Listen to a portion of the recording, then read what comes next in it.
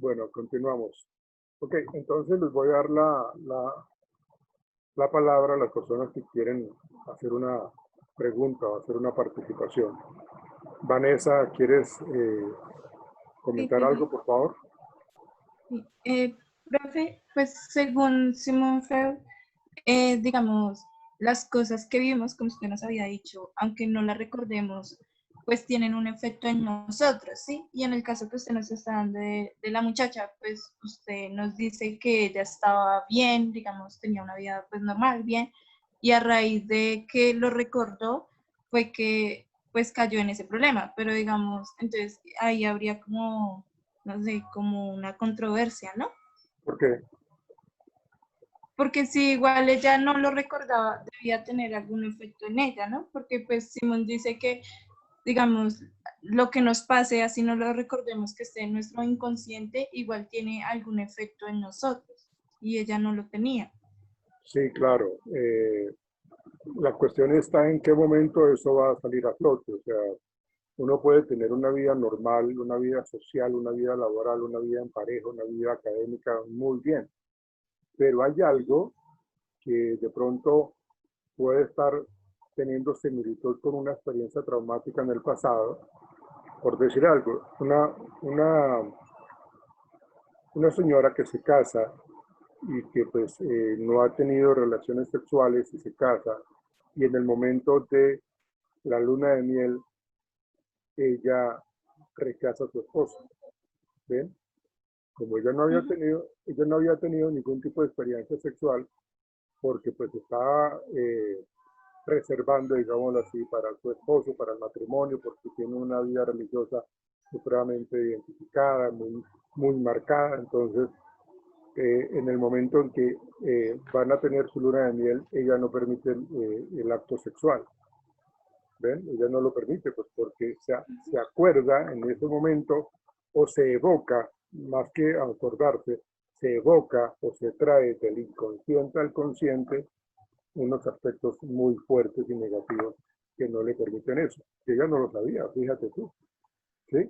Por eso te digo que uno puede pasar su vida normalmente, tranquilamente, pero hay ciertas circunstancias, momentos, personas, situaciones, lugares que pueden activar en cualquier momento eso.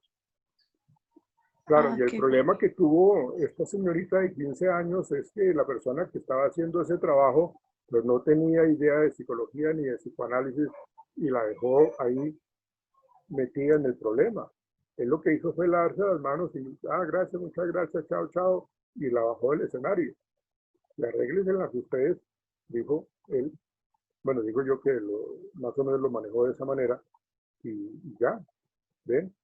Pero, pero claro, digamos esa ambivalencia allí que tú mencionas, Vanessa, de que pues, entonces, si nosotros estamos bien durante toda la vida, ¿para qué nos vamos a poner a recordar? O a traer al consciente lo que está en el inconsciente. Lo que pasa es que eso no se hace de una manera así como tan que, venga, yo voy a traer esto al consciente del inconsciente. No, no, o sea, eso, como les digo, se activa de alguna u otra manera.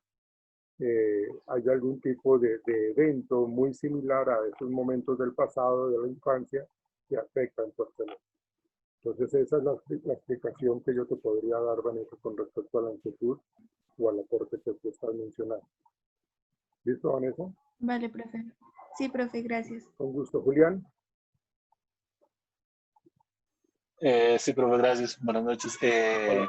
Bueno, la pregunta que hacía Milena pues me genera mucha inquietud y dentro del poco conocimiento que he podido adquirir pues a través de este proceso que estamos llevando, yo diría que no se puede hacer una terapia de catarsis. Yo no le podría decir a un paciente, en nuestra próxima sesión vas a hacer catarsis, sino que más bien a través de un proceso de una intervención, de un acompañamiento, de una terapia, se induce a que él por sus propios medios genere esta catarsis.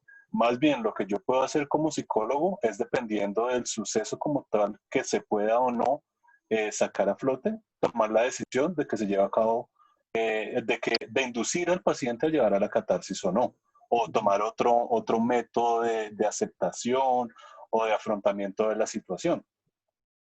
Sí, claro. Y es muy válido lo que nos está planteando Julián, porque primero que todo no se va a manejar de esa manera como vamos a trabajar en esta sesión.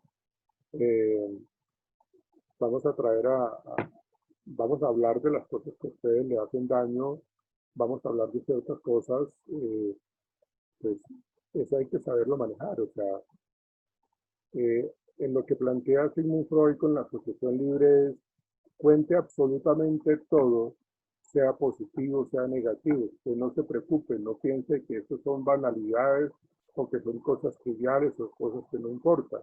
Usted simplemente exprésela, ¿sí? Y lo que se nos dice, Julián, es importante hacer ese tipo de manejo en donde yo lo que quiero es el bienestar del paciente. Entonces yo voy a guiarlo, eh, voy a mirar y voy a estar regulando su respuesta fisiológica. Pues Sigmund Freud era médico, entonces él lógicamente veía los cambios a nivel fisiológico en donde determinaban que la persona se podía estar alterando. Pues uno como psicólogo debe también conocer eso, las respuestas fisiológicas que tiene el organismo cuando se está entrando en crisis. Entonces, si la persona empieza a hiperventilar, cuando la persona empieza a tener un incremento en los latidos del corazón, cuando la persona empieza a temblar, cuando la persona empieza a tener sudoración, pues yo tengo que regular lo que se está trabajando. Yo necesito entonces detener eso. Y más adelante lo voy a hacer de una manera más gradual.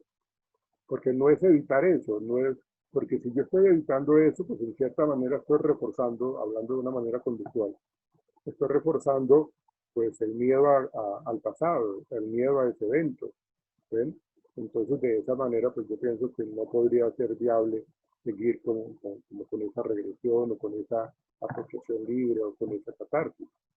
Por el contrario, yo tengo que conocer cómo es la respuesta del paciente, cómo es la respuesta del consultante para yo poder manejar si tiene algún tipo de situación negativa en su organismo. Pero lo que usted dice, Julián, es muy válido. Gracias. Listo, profesor. Enia.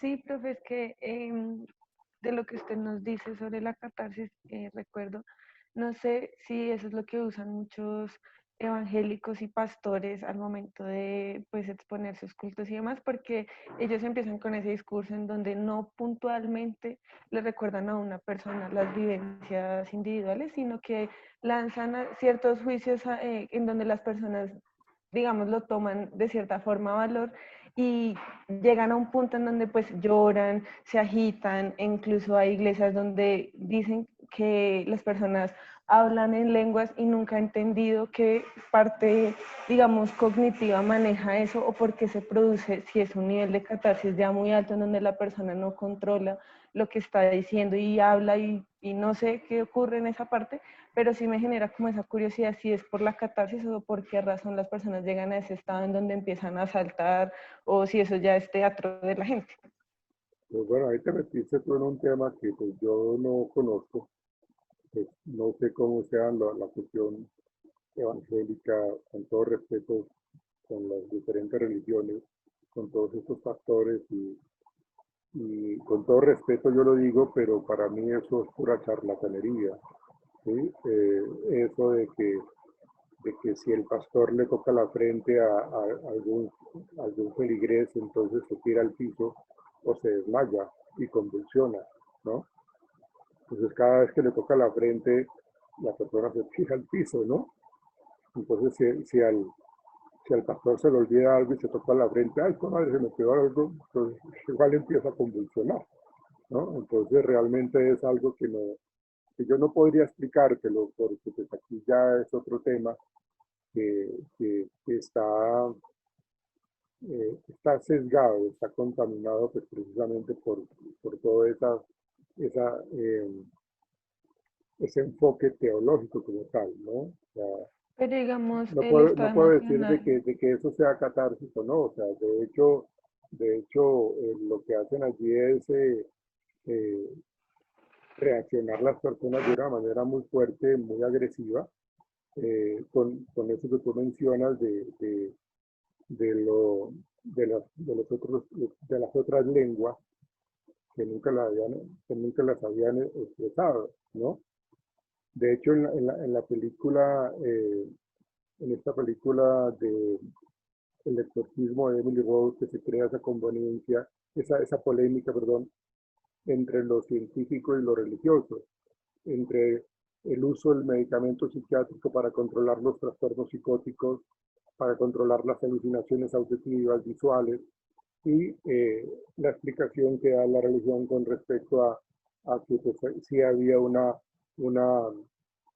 presencia demoníaca y que la había invadido, ¿no? Entonces, esto acá no lo terminaríamos de solucionar jamás, porque pues son creencias muy arraigadas, pero yo me voy como hombre de ciencia, yo me voy más por el lado de la medicina como tal.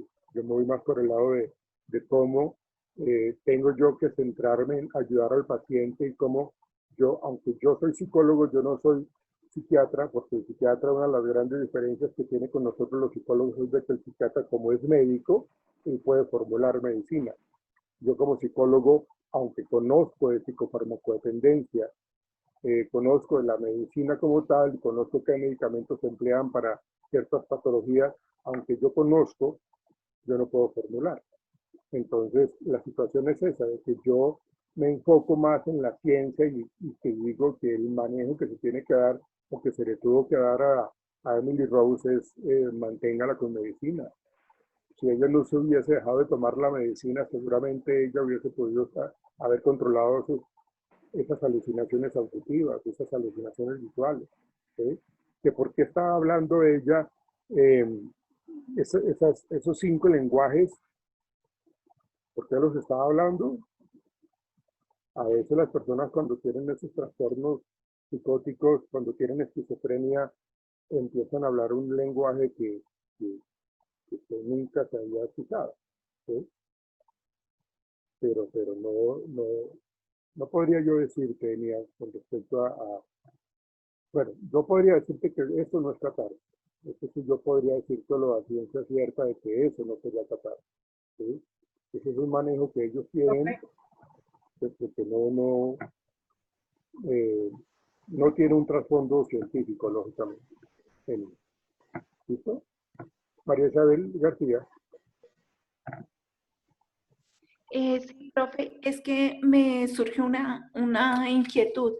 En el momento en que se hace olvido de una situación traumática, o sea, que se pasa al inconsciente, en ese momento también se olvidan algunos conocimientos o cosas que podrían ser útiles para la persona, o solamente se borraría la experiencia. Por lo general es la traumática. experiencia, por lo general es la experiencia que es traumática y que termina afectándole a la persona. La parte intelectual, la parte de habilidades no se verían afectadas. ¿Sí? Cuando hay un olvido de habilidades, cuando hay un olvido de la parte intelectual es porque debe existir o existió algún traumatismo craneoencefálico.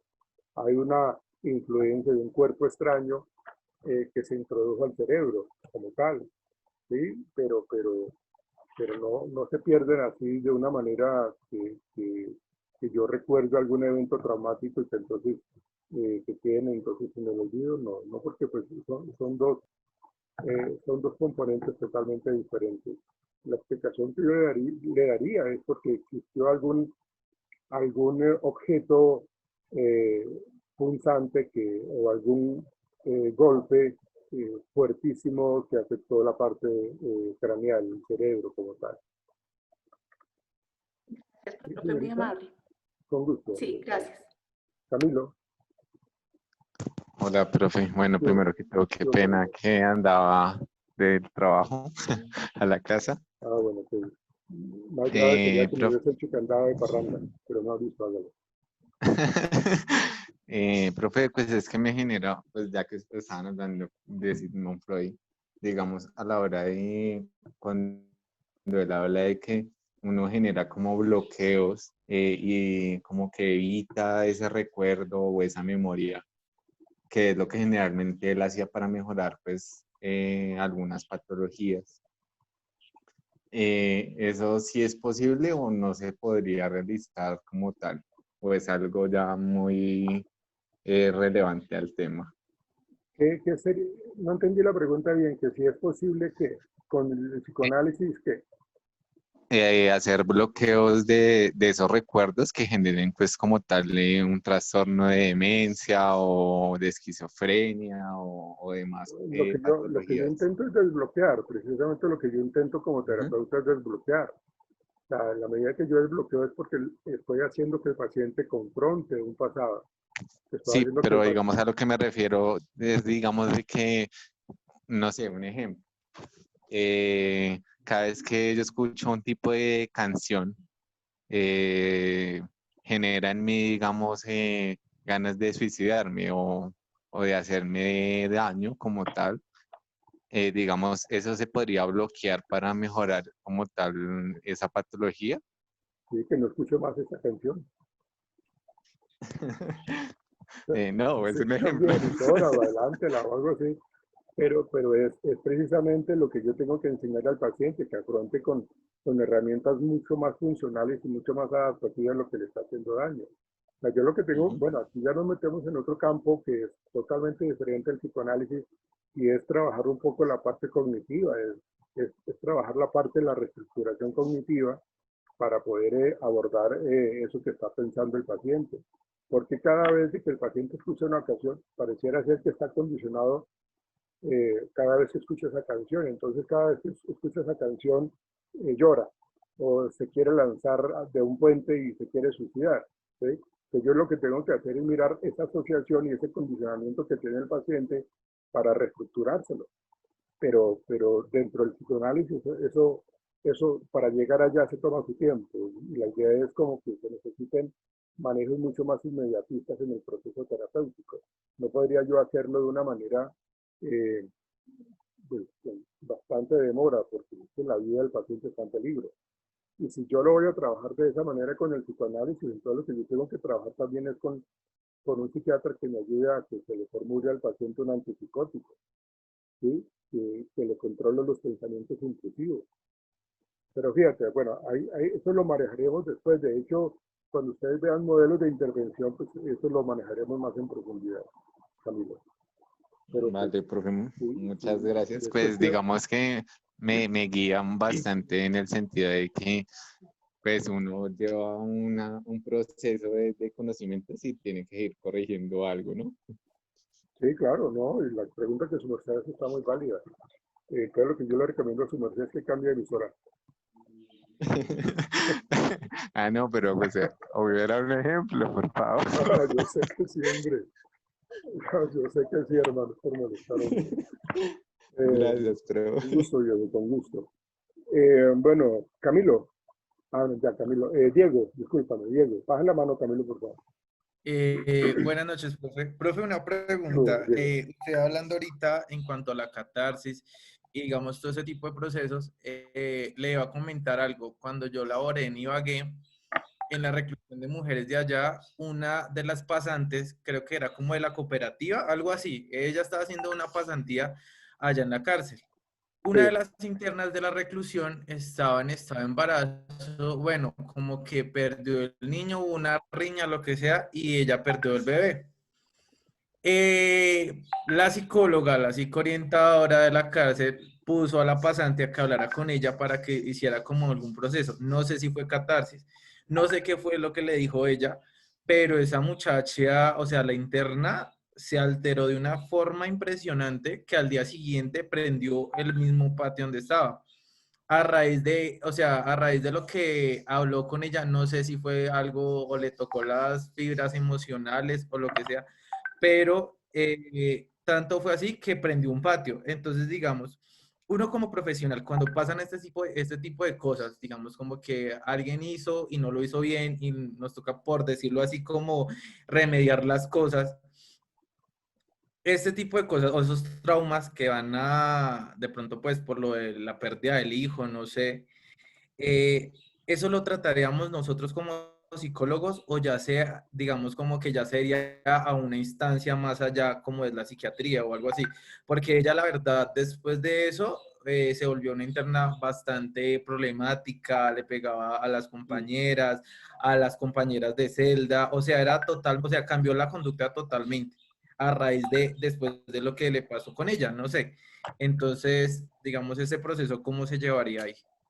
Pues primero que todo, sí, no sé si la persona que asumió ese caso era una practicante de psicología de último semestre o ya era una profesional. No, era pasante porque tenía el Bueno, uniforme de la cooperativa. bueno, Mm, pues Me imagínate, acuerdo pues muy bien se de ella. metió en un lío grandísimo. No sé qué pasaría con ella. Supondría que perdió la práctica, porque pues imagínate esa situación tan grave en donde no supo manejar y se puso a hacer un montón de cosas que no tenía No, la experiencia. y la internada tiró a agredirla a ella y hasta ingresaron las compañeras y todo eso y le decían, ¿usted qué le dijo? Decía, no, que no sé qué, que yo estaba hablando con ella, que yo estaba hablando con ella No, no, no. y Sí, sí, usted pues ahí se ahí sí enloqueció. lo que yo le puedo decir es porque pues el manejo terapéutico que pudo tener ella, eh, lo cierto es de que me atrevo a decir de que la cooperativa, pues cuando yo trabajé en la cooperativa, el enfoque pienso yo que es más educativo y más organizacional. No, no he visto psicólogas clínicas como tal, no he visto personas, no conozco, debe haber, no sé, pero tienen que profundizar bastante en eso. Y la formación que recibió de pronto esta señora, esta practicante, pues no le daba las herramientas adecuadas para poder manejar esa problemática. Entonces, sí, lógicamente, no sabemos qué pasó, si fue que esta practicante se asemejaba mucho a la querida del marido, no sé, hay tantas cosas que uno puede lanzar como hipótesis que le hicieron que ella reaccionara de una manera agresiva, ¿no?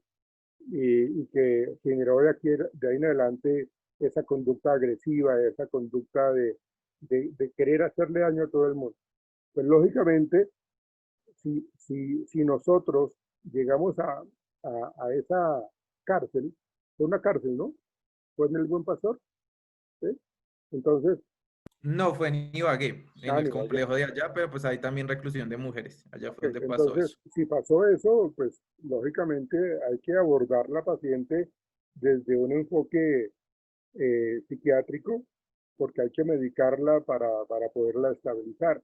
Y ya cuando se logre tranquilizar, cuando ya con la medicina le manejamos esos pensamientos tan automáticos y tan destructivos, pues ahí sí ya manejamos un poco alguna terapia para poder entender el punto de vista que le disparó eso. O sea, empezando porque fue un mal manejo de la practicante allá en la prisión. Segundo, la persona que llegue tiene que remitirla a psiquiatría o tiene que revisarla, chequearla al psiquiatra para que le dé el medicamento, para que una vez se tranquilice podamos nuevamente intervenir desde lo psicológico. Y lógicamente tiene que ser otra persona totalmente diferente a la que había causado eso. No puede llegar ella misma y otra vez atacarla, si es que la atacó emocionalmente. Eso sería, Diego. Pero sí, no hay que dejarla suelta. O sea, es responsabilidad de nosotros como psicólogos asumir un proceso terapéutico de otros colegas, ¿no? De hecho, los mismos pacientes a veces dicen, no, es que yo no quiero trabajar con esta psicóloga o con este psicólogo. Entonces uno tiene que asumir como, primero que todo, esa empatía y eh, ese gancho para, para poderla mantener en el proceso terapéutico, para que no desista. Pero no la podemos dejar suelta, no la podemos dejar así.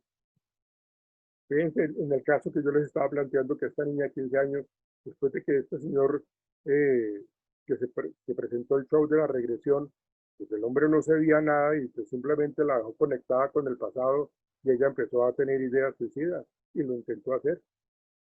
Entonces no hay que dejarla suelta, lógicamente. Listo, sigamos. ¿Listo, Diego? Listo, profe, gracias. Ok.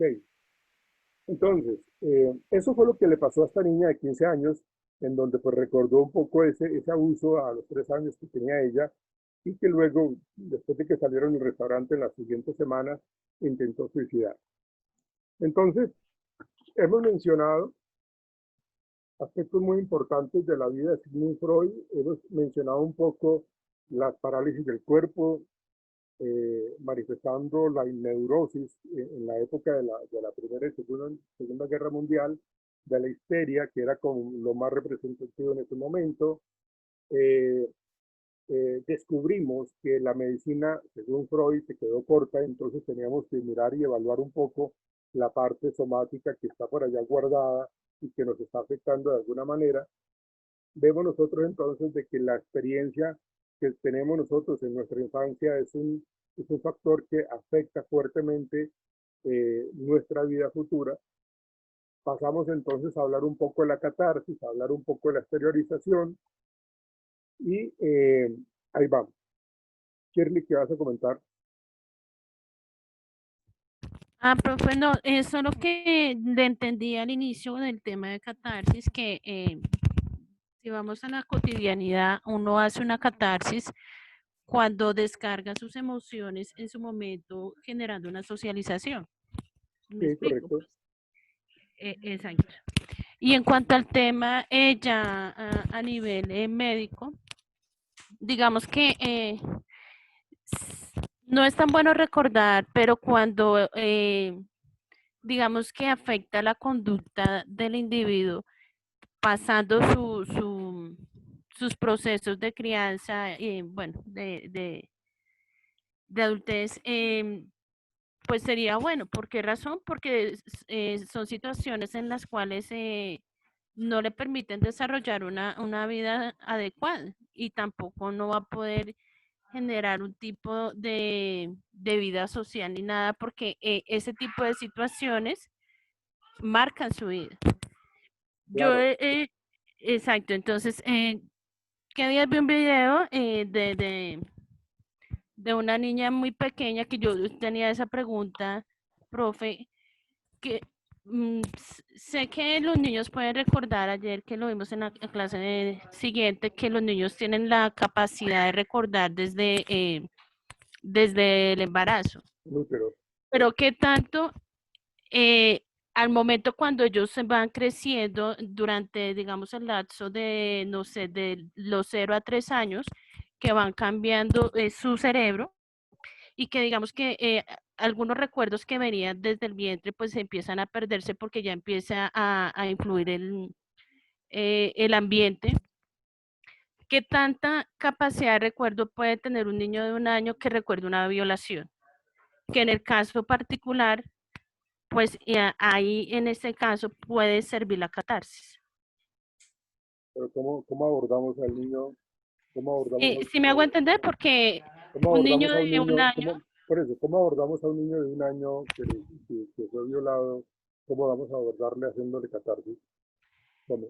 porque este niño ha crecido y es lo que yo le Ha decía, pasado el ya tiempo, ha representa pasado el tiempo. exactamente, ¿Cuántos y años? en el tiempo, digamos que aproximadamente unos, está ya actualmente sobre los 7 o 10 años, ¿sí? Entonces, esa situación que en su pasado y que ya en su momento no aparentemente estaría dentro de su inconsciente, pero mentiras porque viene se le volvió al consciente y está afectando toda su vida.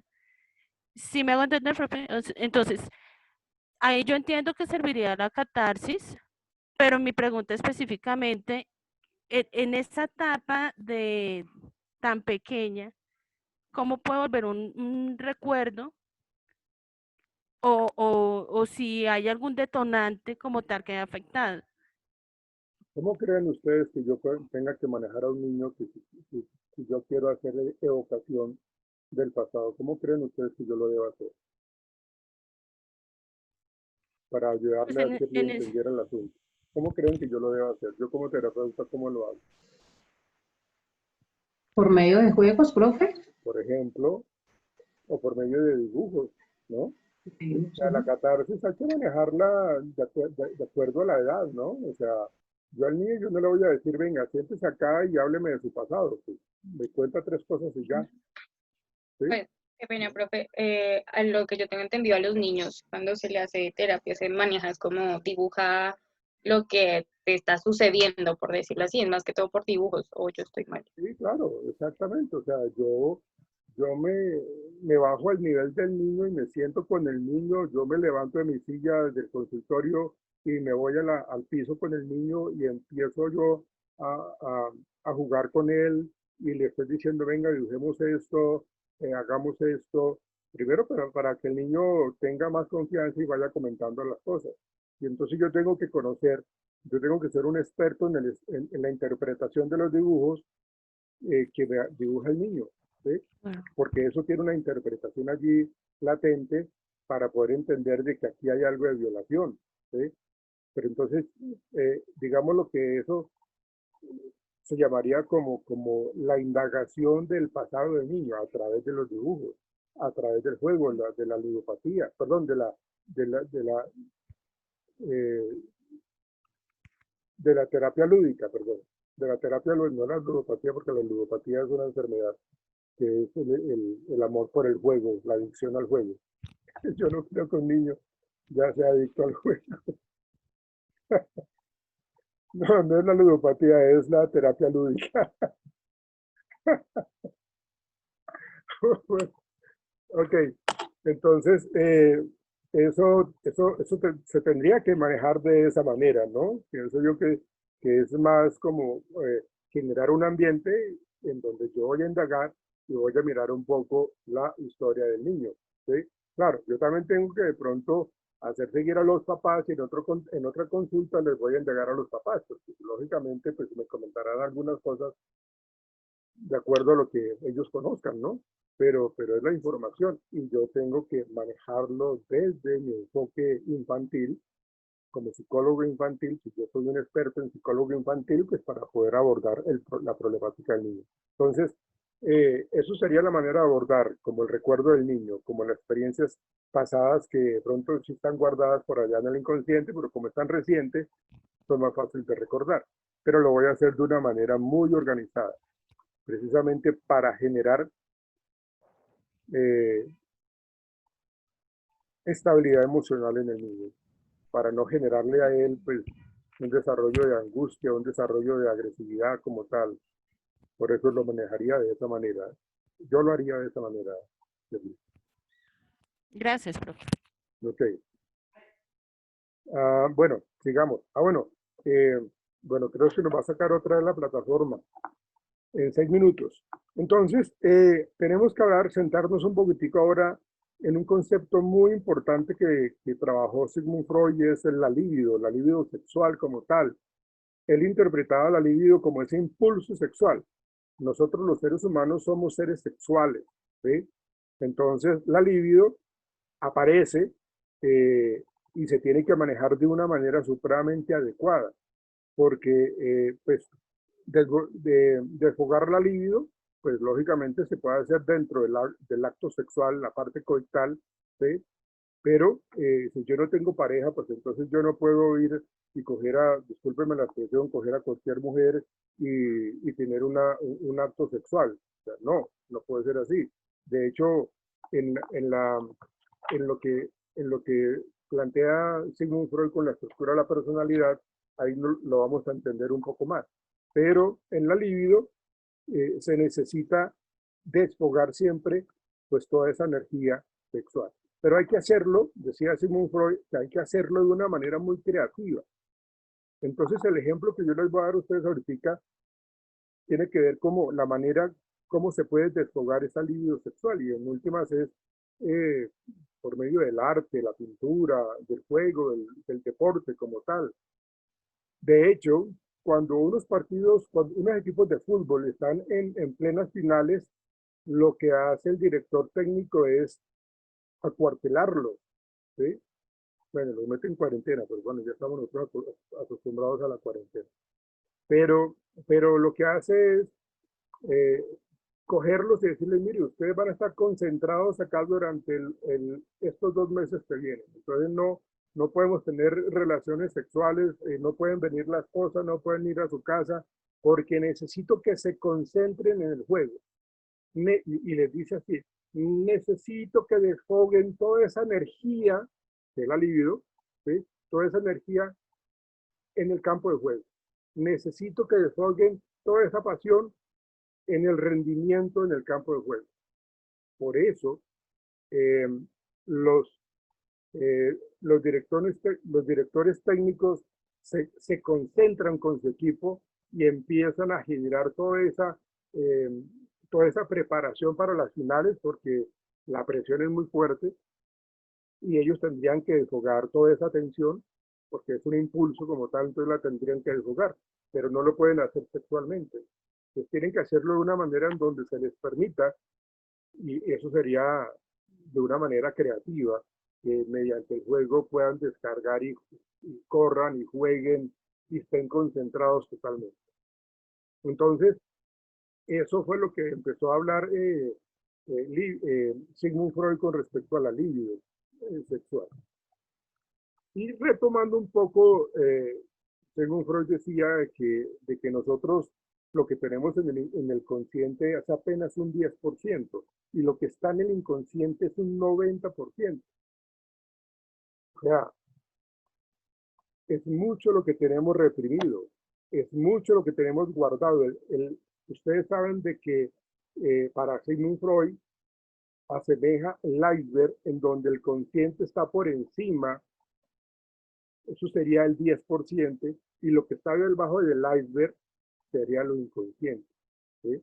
Entonces, toda esa situación, lo que está guardado en el inconsciente, es a veces lo que termina afectando. Y les voy a dar este ejemplo también.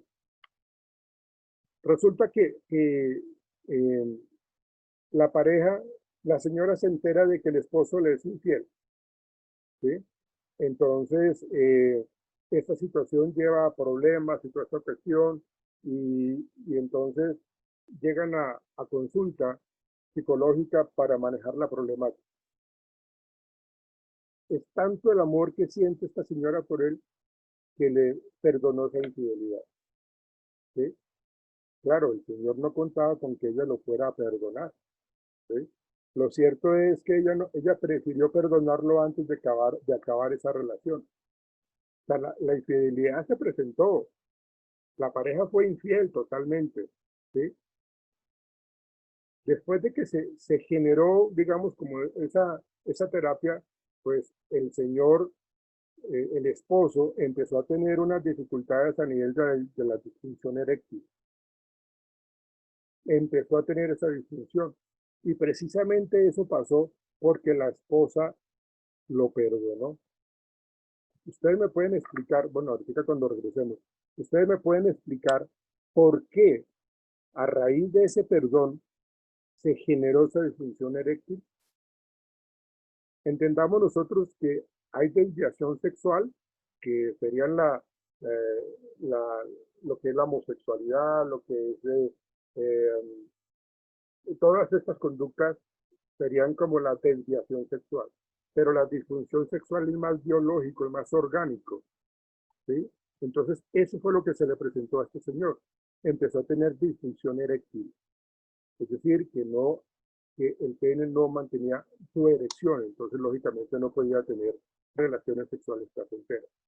Y eso se dio a partir de que la esposa le dio el perdón.